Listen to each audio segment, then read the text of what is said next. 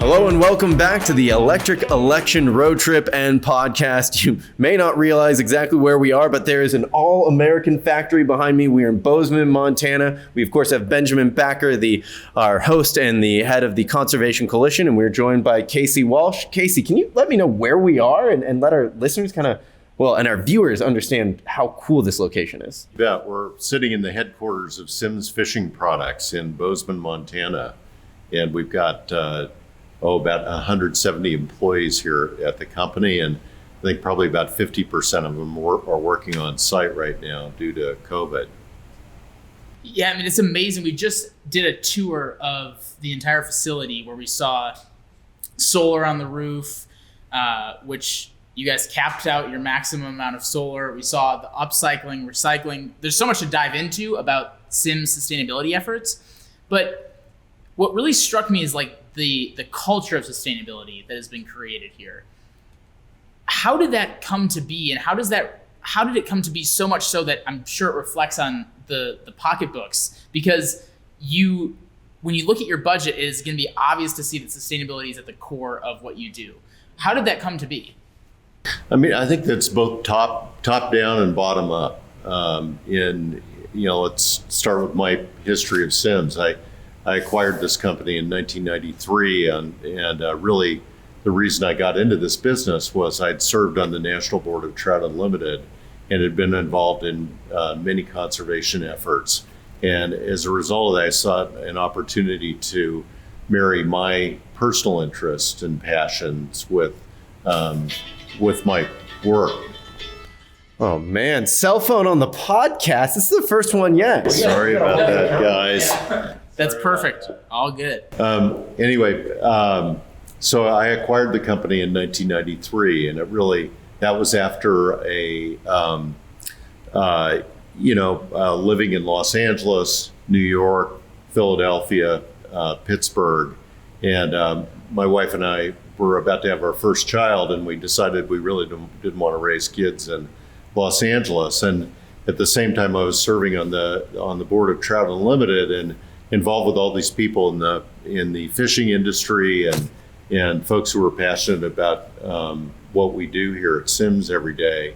And I saw an opportunity when this company became available for sale for me to really match up my passion for fishing and conservation with what this business does. And that, has never, I've never looked back. It's been a great experience over the 27 years that I've been involved with this.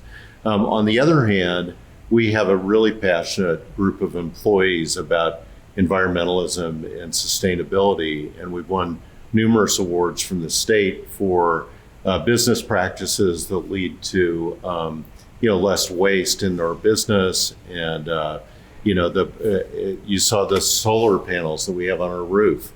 Our employees would love to have more, as you probably heard. And that was entirely driven by staff here at Sims. And, I'm here to help fund that. And I was really excited to see the group pull together and do that. And then we have, I'm sure you've seen our drinking fountains around where we've saved hundreds of thousands of plastic bottles by refilling water containers, and it's just part of our culture here at Sims.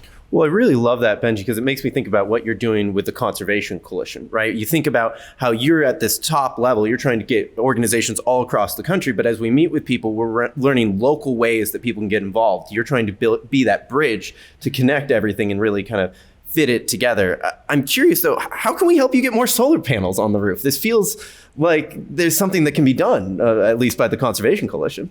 Yeah, I mean, it seems like this is being driven also by not only by the employees here, but also by the consumers. And you guys have had kind of your work be at the forefront of sustainability because of the staff, the consumers, and of course your own vision. What can a nonprofit and a private individual as well do to encourage a company to do more, and also to kind of allow a company like Sims to have the opportunity to install more solar panels? It's a great question. So we are prevented from adding more solar panels to our building under state law here in Montana. And that's really a matter of, our legislators meet every other year in this state, which is probably unusual for many of your listeners. But they're meeting in the upcoming legislative session, and we'll take this up again as potential improvement in the law to allow us to create a more sustainable future for Sims and other businesses. So, you've got a young member core, and I'd say for those folks who live in Montana, vote in Montana, now is the time. We should bring political pressure to bear to change the thinking of the legislators and persuade Northwest Energy to allow businesses like ours to generate more power back into the grid. Well, and that really, that kind of sustainability and that focus on being a local steward, that comes across because when you have fishermen that are going out into, let's say, the Yellowstone, you want to always have fish there. You want Yellowstone to be beautiful. You want the forest to not burn down. What are some ways that maybe your company has really engaged as a private partner to try to protect the public lands that are so bountiful out here? I'm struggling with my words today. Well, I think, look, in my role as chairman of Sims Fishing Products, one of my key job responsibilities is engagement both with state and federal legislators. And I work very closely with our 2 senators and our congressmen on issues of federal law. And I'm proud to say that Sims was really a leader in supporting full funding and permanent funding for the Land and Water Conservation Fund, and just absolutely thrilled with the Great American Outdoors Act. I think love them or hate them, this administration and the current Senate leadership did a great job of getting that bill passed in a very difficult environment. And it's kind of like my feeling about that and the delay right now in the Pebble Mine is finally some good news after a pretty tough year. So that is how we get involved. And I'd say in matters of our local area, our employees will be involved in, river cleanups, weed pulls. We get very involved, hands and boots on the ground in helping preserve the fisheries around here. I guess the other side of it is encouraging our employees to be involved with nonprofits that have conservation goals. And so many of us have been involved in the issue that you brought up, which is public lands. And I serve on the board of the Teddy Roosevelt Conservation Partnership. What we discovered in this state is over 3 million acres of public land is landlocked and inaccessible. And so one of my goals right now is to try and work with our state and federal legislators to figure out how do we create accessibility to that 3 million acres. Just diving in quickly there, the accessibility portion was really transparent when we were going through on the tour. Craig and Chris, who led the tour, talked about how fishing and being outdoors is their passion. Like that's what they love the most. And being out on the river is something that they want to do for the rest of their lives and the rest of their children's lives, and they want to protect that river for future generations. Yeah. You've allowed that passion as that, CEO of Sims, and chairman of Sims, you've allowed that passion to dictate how you work on sustainability. How can other companies replicate that? And especially in industries maybe where that passion with gear is not as obvious. Well, don't forget about the gear itself. I think there's a conservation story here at Sims with respect to how we make products and the materials we use. And let's come back to that. But I'd say, creating opportunities for employees to engage in matters of conservation and not just, it's great that they fish. And I hope you heard about our program where we let our employees fish on Friday afternoons during the summer months and encourage people. And paid time off to go volunteer with nonprofits. That's right. And we encourage our employees to take others who haven't, in our employee group who haven't really been exposed to fishing and get them out on the water to experience what we do all day. And I've been in every waiter factory in the world, and it's that's not a lot these days, but throughout Asia. And the thing that I always find stunning is how the folks who are making the product have no idea how it's used. So I had oftentimes have funny questions from the managers of those factories. They say, "What do you do with these products? Are you these for spraying chemicals?" Or their mind always moves to that, and many of them have never seen a photograph of a person in fishing waders using the product. That's fundamentally different with what you saw today in this factory. Well, and that really makes me think, Benji, about how we're trying to change how people perceive so many people who work in these kind of outdoor industries, right? We sit down with a logging company and you have to fight against this kind of mentality of the Lorax, when in fact it's the loggers that want to preserve the forest. They're keeping them clean. When we come to the fishermen that are out here on these rivers, that comes through as well. How do you think of the Conservation Coalition and kind of your goal to try to kind of right these misnomers? Well, yeah, right now we're currently doing a campaign called Stand Up for Sportsmen, which is an important campaign around the role sportsmen play in conservation. And the amount that Sims gives back as an individual company to conservation because it represents the sportsman community is undeniably large. I mean, it's larger than we can imagine, whether that's through the fees that the users pay that wear Sims products, or it's through the incredible sustainability efforts that you have going on within the company. And I think with the environmental conversations that we have right now, it's pretty important that we start to break down some of the layers of the complexity of environmental issues. These things aren't simple, but the people who are actually out there in the environment take care of it the best because they do want to preserve it for future generations. And so this kind of mentality that sportsmen are bad for the environment, hunting and fishing is bad for the environment, is actually the complete opposite. It's the hunting and fishing community that would literally do whatever it would take to protect the environment. And it seems like your employees, even just from the short conversations that we've had today, live that to the nth degree. They will do anything within Sims and outside of Sims to protect the environment. And what I really found interesting about what you're working on here is you're creating sustainability efforts within the company that people can take home with them. And that's like the recycling practices that you have and the upcycling practices. Those are things that people can replicate in their own homes. And so it's almost like they're learning how to be good stewards here and on the water. That sort of philosophy is happening within a private company. How do you marry that kind of sustainability passion with corporate responsibility, and what role do consumers play in all that? Well, in a pro-growth mindset, because I'm sure as a businessman, you want to grow. Yeah, it's interesting. I attended a couple of comments. One is you're right on the money. I think that it's those people who are passionate about fish and wildlife, and whether that's elk hunters or deer hunters or duck hunters.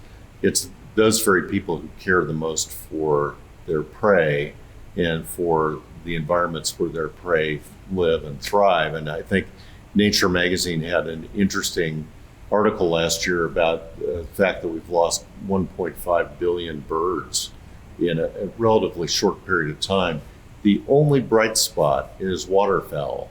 And the experts in that field feel like Ducks Unlimited had a very meaningful impact, and duck hunters, on the positive gains that have been made in waterfowl populations. I feel the same way about fish. I mean, I know conservation projects make a big difference, and organizations like Trout Unlimited every day are having a positive impact on the populations of trout and clean water, and their efforts to improve habitat. In the case of Sims, and maybe in a broader perspective, it would be meaningful to your membership, is I think this is a generational change, and consumers are having an impact on the way major corporations are driving their businesses these days. And I had a opportunity earlier this week to spend 90 minutes on a phone call with several representatives of Shell Oil Company, or Shell Global, and the topic was climate change.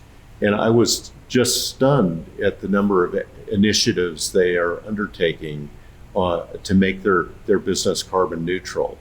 And I know that's going on, with other major corporations. And I think that it's important for all of us to be astute about the companies that are paying attention and driving change relative to those that aren't. And so you mentioned lumber companies. I am sure there are major lumber companies that are doing a great job of fire mitigation and cleaning the forest. But on the other hand, there are probably some that aren't so great. It's really important for consumers to pay attention. Well, it's almost your role, Benji, as an organization to find the organizations that are doing great and then connect them with the elected officials, so they can kind of take those programs and catalyze them, right? Right. And I think it's up to our generation. You said it's a generational change. It is. It's up to our generation to follow through with these companies and check in with what they're doing. So it's pretty obvious based on what we've learned here that Sims is following through on being sustainable.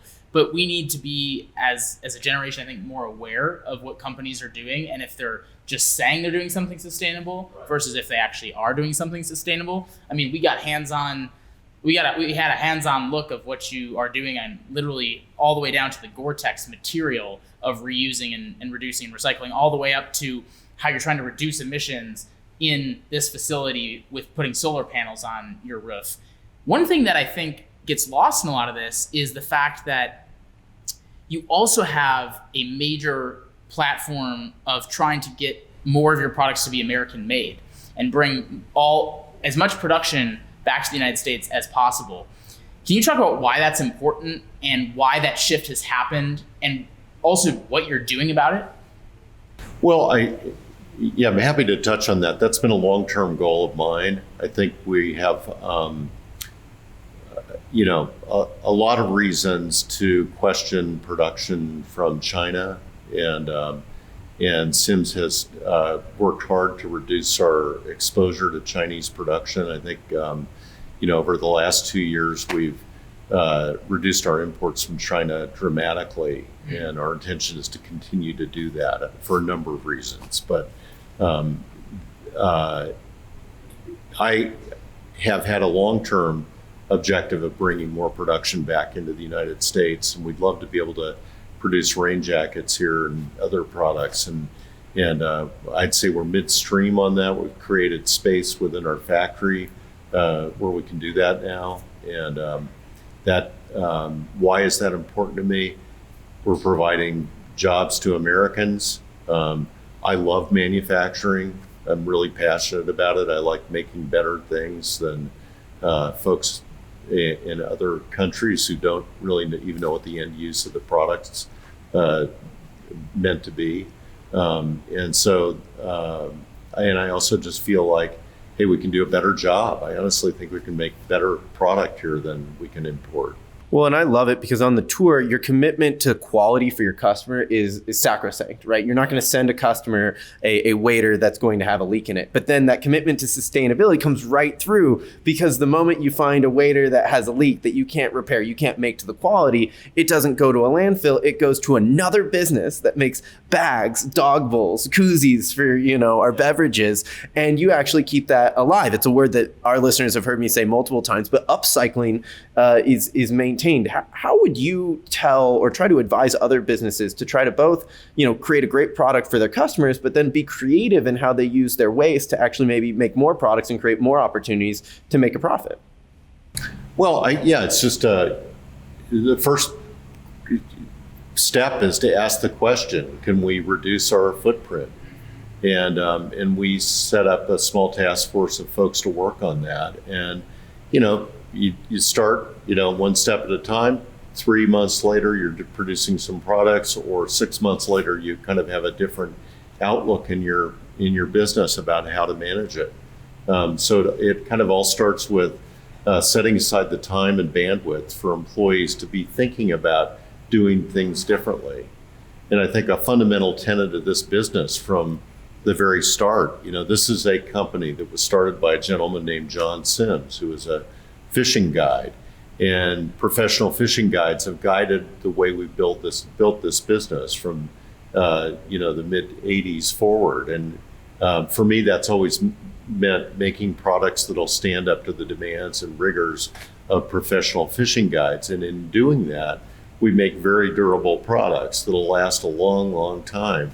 And so they may last a professional fishing guide for 2 or 3 seasons, but they'll last an average consumer maybe 10 years. Nothing thrills me more really than seeing someone come in through the front door of our factory with a pair of waders they've been wearing for 15 years and giving us a shot at fixing them. I just think that's great. Well, and that reputation that you've created as a company has been amazing. I mean, everyone knows Simms' quality, but I think what's missing and what I hope people will learn from this is that there's also this, it's not only a quality product, but it's also incredibly cutting edge in terms of the sustainability portion of it. I mean, just to brag a little bit about what we just learned, one small change in transportation from imports that you guys made last year saved 115 tons, or it had 115 tons less of CO2 emissions just from that one change. And that's because you're forward looking. You're saying, you know what, we're going to lower emissions, we're going to clean up our environment. And that's where the passion comes in, and that's where the priority comes in. But then you're also saving money from it too. And I think that's one of the stories that we want to expose on this trip, is that these corporate-led efforts that are voluntary and a lot of times out of demand from consumers or just the corporate social responsibility aspect also end up saving money. Can you talk a little bit about kind of how that has also catapulted and accelerated your work on climate and conservation issues? I'd say it's that, Benji, and the thinking that environmentalism, sustainability, and conservation are not exclusive to job creation and growth. You can do both, and it's just a matter of making it a priority and focusing on it. So if you can package your product in smaller boxes or more easily recyclable boxes, you save bulk and shipping containers, and whether that's inbound for us from manufacturers that we don't control or outbound to our customers, saving space in shipments is a big deal. And then recognizing the volume of cardboard that's getting recycled these days. How do we make sure that we're using recycled cardboard here and that it's easy to recycle in the consumer end? So just to change topics for just a second, I want to dive into something that is really pertinent that not enough Americans know about right now, and that's the Pebble Mine. Yeah. You've been incredibly outspoken against the Pebble Mine, and I think a lot of people in the environmental community know what it is, but can you break down what the Pebble Mine is and what you in your personal capacity, as well as what you've done as a company, can you just break that all down as it relates to the Pebble Mine? Yeah, so the Pebble Mine is a proposed mine in the heart of the Bristol Bay in Alaska. And it's, I have miners in my family. My brother-in-law is a senior executive with a major copper mine in Chile. You're driving a Tesla. I think every Tesla has 400 pounds or more of copper. We need these metals to operate in our life. This building, my home, we all have copper pipes in our homes. So it's not a matter of being anti-mine. It's selecting the right places for mines. And in a different era, Bristol Bay may have been a national park and protected forever. It's one of the most pristine, important salmon fisheries, and probably the most important salmon fishery on Earth. And mining and fish historically have not done well together. And this is one where they're going to obliterate over 100 miles of pristine streams as part of the plan. And then, the waste, the tailing waste, this is an open pit mine. The tailing wastes are going to be kept in earthen dams in an area that's known for a lot of earthquake activity. So I guess my fundamental position on this is I'm not anti-mining, I'm anti-Pebble Mine. I just think this is the wrong place to build a mine. And why is salmon fishing important? Well, it's a critical food source. this is also a source for 15,000 jobs, mostly in the commercial fishing business. And that risking that, I think, is a bridge too far for me. So we have about 5 minutes left on this conversation. And Benji, I want to jump to you just for a second and think about how can the Conservation Coalition help on this issue? I mean, there's so much connection. You're really passionate about trying to preserve lands. You're passionate about growth. I mean, obviously, you don't want to stop mining. You really said that. You just said we need to preserve the beautiful places we have because they're finite. Benji, what's your thoughts on that? Yeah, I mean, it could be something where we work with Sims to do a call to action on stopping the Pebble Mine with our members, who many of whom live in Alaska, and also who kind of tend to be on both sides of the aisle, but also lots of right of center folks that have some sway up there. It could be doing a call to action to call on leaders to say, we don't want the Pebble Mine in Alaska, and to the message of, this isn't just like a anti-mining call to action. This is a preserving an incredibly important part of Alaska's heritage, its environment, and its economy for future generations, and using that message to come across through our work. I think that could be really, really intriguing. That, and I'd say, look, this mine is not supported by over 60% of Alaskans, and over 80% of the local residents of the Bristol Bay communities don't support this. The Bristol Bay Native Corporation, which is very important in that area, is against this mine. And both of U.S. senators came out supporting the administration's decision to delay the approval of the EIS and the permit for the mine. Where do you think we could be helpful on issues like these, and also standing up for the sportsman community as it pertains to these issues, especially as we're starting to talk a lot more about climate change? How do we rope more sportsmen into the climate change conversation, and how can an organization like ours help? Well, you mentioned one earlier. I mean, get out and fish more and do more hunting, and stay involved with conservation issues. The other thing is the opportunity for your organization to politically activate your membership on important issues like Pebble Mine. I think is something you ought to stay focused on. And I appreciate the opportunity to talk today about these important issues and the engagement that you've had to come out here and spend time with us at Sims. I really, really appreciate it. Well, we appreciate it because it's something that's been really inspiring for me as I get into more of these conversations. And it is the theme, Benji, is you have to build trust. You have to get out there and talk with companies like you in Bozeman. We have to go to Spokane, Washington, and meet with Kathy McMorris Rogers. It can't be just a top-down message. There has to be this opportunity for us to realize we're all passionate about the outdoors. Yeah, and everything that's happening behind us is driven by passion for the outdoors.